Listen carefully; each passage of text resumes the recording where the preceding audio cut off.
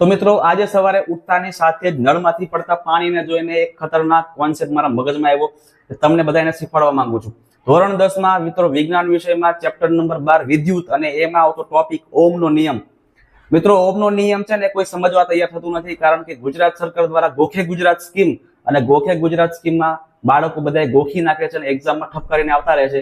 પણ મિત્રો આને સમજવું ખૂબ જ ઇમ્પોર્ટન્ટ છે, મહત્વપૂર્ણ છે. તમને સમજાવું નળ દ્વારા કેવી રીતે આ કામ કરે છે. જોજો મિત્રો, આ જે નળ છે ને એને વોલ્ટેજ સમજો અને એમાંથી પડતું પાણી છે એને વિદ્યુત પ્રવાહ સમજો. એટલે મિત્રો જેમ જેમ વોલ્ટેજ વધારતા જઈએ તેમ તેમ વિદ્યુત પ્રવાહ એટલે કે ઇલેક્ટ્રિક કરંટ પણ વધે છે, અને જેમ જેમ વોલ્ટેજ ઘટાડતા જઈએ તેમ તેમ ઇલેક્ટ્રિક કરંટ પણ મિત્રો ઘટે છે. મતલબ કે ઇલેક્ટ્રિક કરંટ એટલે કે જે પાણી પડે છે કોના પર ડિપેન્ડ કરે છે? તો કે આ નળ પર. એટલે ઇલેક્ટ્રિક કરંટ કોના પર ડિપેન્ડ કરે છે? તો કે વોલ્ટેજ પર. હવે મિત્રો સૂત્ર એના પરથી શું બને? તો કે V ચલે છે I.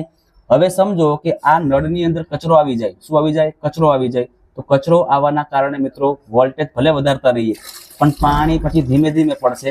એટલે કચરો એટલે શું મિત્રો? તો કચરો એટલે અવરોધ. એટલે જો લાઈનની અંદર મિત્રો લાઈનની અંદર જો અવરોધ ઉભો થાય તો મિત્રો ભલે વોલ્ટેજ વધારતા જઈશું પણ ઇલેક્ટ્રિક કરંટ તમને ઓછો મળશે.